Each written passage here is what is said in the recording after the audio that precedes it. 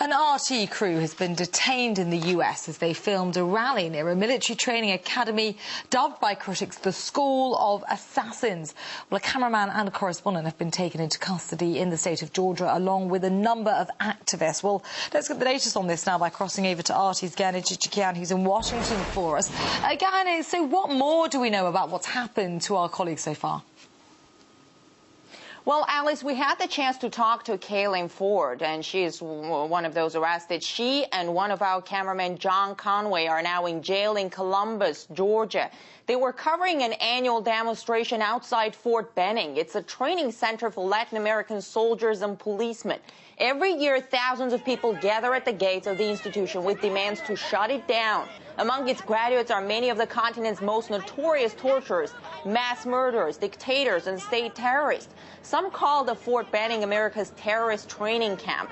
Kaylin, our correspondent, said there was no disobedience to the police on their part. They stayed away from the gates as they were asked to. But what followed this, by all means, non-violent rally where dozens of arrests, even one 90-year-old priest was arrested. RT America crew were arrested as they were doing their job, trying to capture on camera the whole event, including the arrests. They're now in jail for that. It's unclear right now. They could be charged with disobedience to the police or federal trespassing. Well, what needs to be mentioned, they're both American citizens.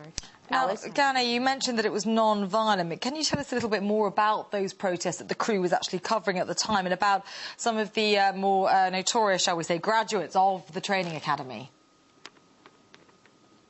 Well, Alice, you know, RT has been excessively covering this growing public outrage and calls to shut down the Fort Benning training camp.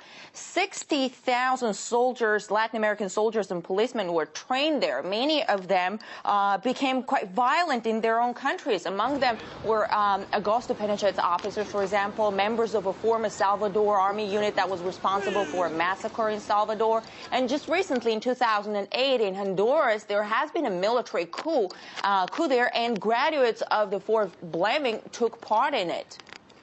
All right, Gana, we look forward to you keeping us updated as to the fate of that RT crew. Many thanks for that. That was RT's Gana Chichikian.